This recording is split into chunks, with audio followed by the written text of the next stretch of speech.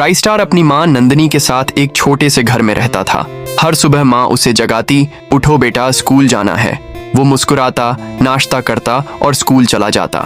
राइस्टार की माँ दिन रात मेहनत करती, खेतों में मजदूरी करती, सिर्फ अपने बेटे की पढ़ाई और भविष्य के लिए। राइस्टार के जीवन में उसकी माँ ही सब कुछ थी, बस एक सपना, मेरा बेटा पढ़ लिख कर बड़ा आदमी बने।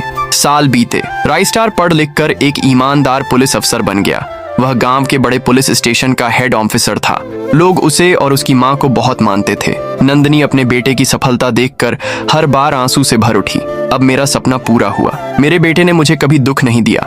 माँ की आंखों में खुशी के आंसू थे, पर जिंदगी में कभी कभी खुशियां धीमी धीमी बुझने लगी हैं। एक सुबह जब राइस्टार की माँ घर के बाहर झाड़ू लगा रही थी, एक सफेद गाड़ी वहां रुकी। गाड़ी से उतरकर राइस्टार ने माँ से कहा, माँ देखो मैंने तुम्हारे लिए बहू ले आया हूँ।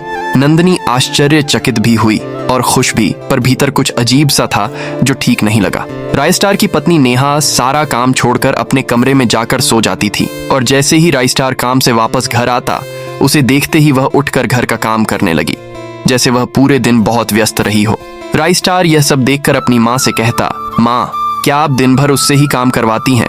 कभी खुद भी कुछ कर लिया कीजिए। माँ को बेटे की यह बातें बहुत बुरी लगी। धीरे धीरे यह सिलसिला रोज का बन गया। नेहा दिन भर कुछ न करती, पर जब राइस्टार घर लौटता काम करने का दिखावा करती। धीरे धीरे राइस्टार को लगा माँ ही गलत है, और एक दिन गुस्से में उसने अपनी ही माँ को घर से निकाल दिया। 3 साल बाद एक दिन वो काम से जल्दी लौटा। कमरे में गया तो देखा नेहा किसी और के साथ सो रही थी। राइस्टार चीख पड़ा, नेहा ये क्या किया तुमने? नेहा हंसते हुए बोली, तुम्हारी माँ को मैंने तुमसे खुद ही दूर करवाया था। ये सुनते ही राइस्टार का दिल टूट गया। गुस्से में उसने बंदूक उठाई और नेहा को गोली मार दी। फिर वो अपनी माँ को ढूंढने निकला। एक कोने में बुजुर्ग औरत दिखी, वही थी राइस्टार की माँ। राइस्टार भागकर बोला, माँ मैं आ गया। माँ ने कांपती आवाज में कहा, बेटा तू बहुत देर कर दी। यह कहकर राइस्टार की माँ ने उसी के सामने दम तोड़ दिया। तो दोस्तों, माँ वो होती है जो खुद टूट जाती है पर हमें संभाले रखती है। और आप लोगों में से कितने लोग माँ से प्यार करते हो, कमेंट में जरूर बताना।